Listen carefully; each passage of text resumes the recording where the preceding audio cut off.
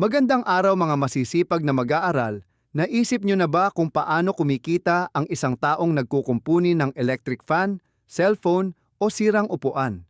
Halimbawa, kung may nagpagawa sa iyo ng sirang lampara at gumastos ka ng ₱100 sa materyales, magkano kaya ang dapat mong singilin? Paano kung ₱100 lang din ang singil mo?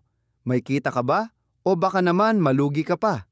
Sa video na ito, matututunan natin kung paano tutuusin ang service cost upang malaman kung magkano ang tamang presyo ng serbisyo. Handa na ba kayo? Tara na at matuto habang nagkukwenta.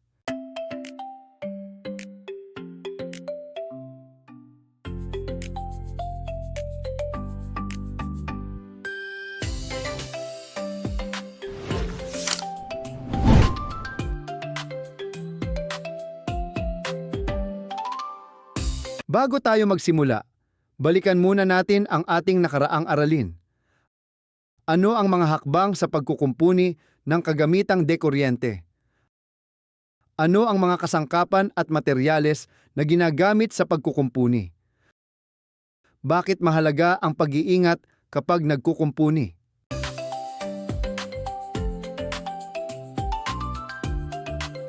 Halimbawa ng mga materyales, screwdriver, electrical tape, wire, at tornilyo. Ang mga ito ay may halaga o presyo, kaya mahalagang matutunan natin kung paano tutuusin ang ginastos at kikitain.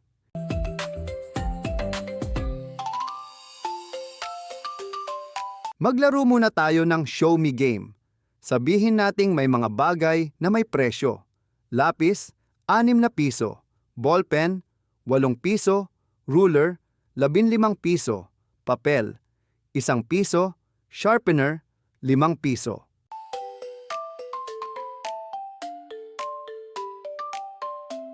Kung mayroon kang isang lapis, isang ballpen, isang ruler, magkano lahat iyon? Tama, ₱6 plus ₱8 plus ₱15 ay katumbas ng ₱29. Ganyan din ang ginagawa kapag tinutukoy ang kabuuang halaga ng mga ginamit na materyales.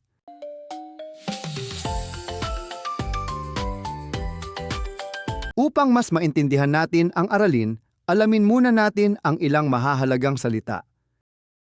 Serbisyo, trabaho o gawain na ginagawa para sa ibang tao. Halimbawa, pagkukumpuni ng electric fan. Customer, taong nagpapagawa o bumibili ng serbisyo. Resibo, dokumento na patunay ng pagbabayad. Basic pay, pangunahing sahod ng isang manggagawa. Porsyento, bahagi ng kabuuan na ipinapakita sa bahagdan tulad ng 10% o 15%. Ang service cost ay ang halagang binabayaran para sa isang serbisyo. Halimbawa ng mga serbisyo, pagkukumpuni ng upuang kahoy, pag-alis ng kalawang sa bakal, pagkukumpuni ng appliances. Kapag nagbigay ka ng serbisyo, may dalawang bagay kang kailangang isipin. Una, magkano ang ginastos sa materyales? Pangalawa, magkano ang kikitain mo? Kung hindi mo ito tutuusin ng maayos, maaaring malugi ka. May 3 paraan kung paano sinisingil ang serbisyo. Una, arawan. Ang bayad ay base sa araw ng trabaho. Halimbawa, kung ang sahod ay ₱453 bawat araw, iyon ang bayad sa manggagawa sa isang araw. Dalawa, base sa oras. Ang bayad ay depende sa dami ng oras na ginugol sa trabaho. Halimbawa, kung ang bayad ay ₱100 kada oras at ang trabaho ay tumagal ng 3 oras, ₱100 times 3 equals ₱300.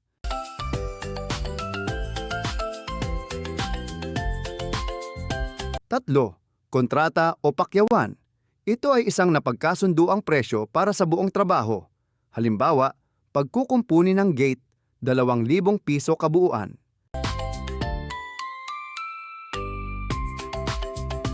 Ang billing of materials ay listahan ng lahat ng materyales na ginamit sa serbisyo. May 4 na bahagi ito: materials, pangalan ng materyales, quantity, dami, unit price, presyo bawat isa, total price, kabuuang presyo.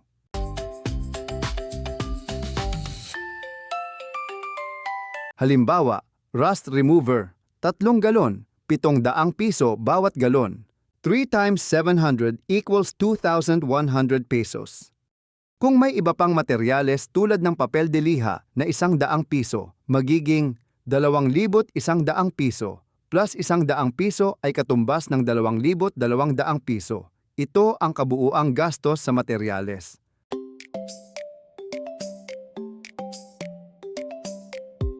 Kapag alam mo na ang puhunan, maaari kang magdagdag ng patong o tubo. Halimbawa, puhunan ay katumbas ng 175 piso. Kung gusto mong magpatong ng 15%.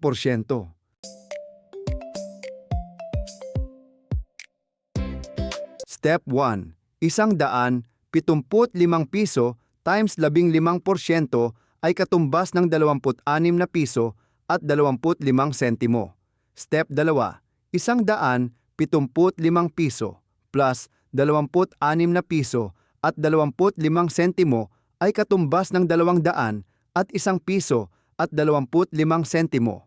Ang magiging presyo ng produkto ay 200 at 1 piso at 25 sentimo. Iyan ang tinatawag na cost plus pricing.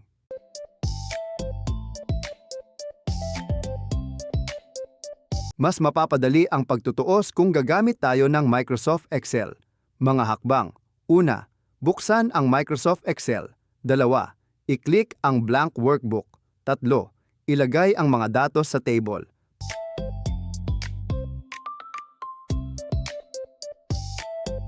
Pagkatapos, maaari mong gamitin ang formula gamit ang equal sign, equals, AutoSum para automatikong makuha ang kabuuan. Sa ganitong paraan, mas mabilis at mas accurate ang pagtutuos.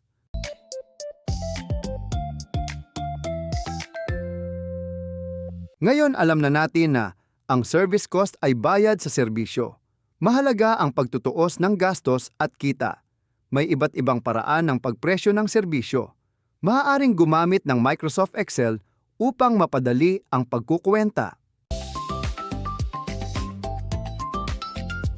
Ngayon, tanong ko sa inyo, kung kayo ay kikita ng pera mula sa sarili ninyong proyekto, paano ninyo ito gagamitin o iipunin? Isulat ang inyong sagot sa comment section.